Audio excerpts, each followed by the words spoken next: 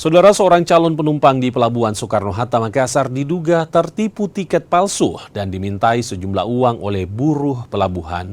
Dugaan pungutan liar menjadi perhatian setelah beredar di kalangan pengguna jasa pelabuhan dan sosial media. Video berdurasi 1 menit 39 detik ini memperlihatkan seorang penumpang tujuan Balikpapan yang membayar Rp450.000 untuk tiket yang diduga palsu.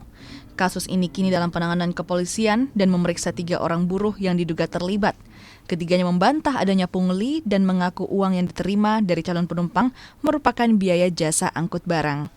Sementara penumpang bilang tidak memiliki uang sebesar Rp450 dan hanya punya uang Rp200.000 untuk tiket.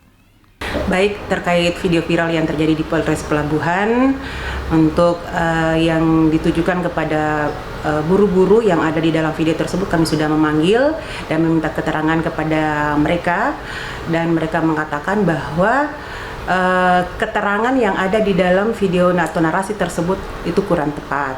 Jadi untuk jasa angkut terhadap 2 buruh ini yang sebanyak Rp450.000 itu adalah ongkos jasa angkut kepada mereka berdua. Bu, terkait kalau misalnya ada yang pihak-pihak yang merasa dirugikan seperti apa? Ya, kepada pihak-pihak yang merasa dirugikan silahkan mendatangi Polsek Suta untuk membuat laporan secara resmi dan kami proses secara prosedural. Pengawasan aktivitas di kawasan pelabuhan kini makin ditingkatkan dan polisi mengimbau masyarakat untuk melapor jika merasa dirugikan.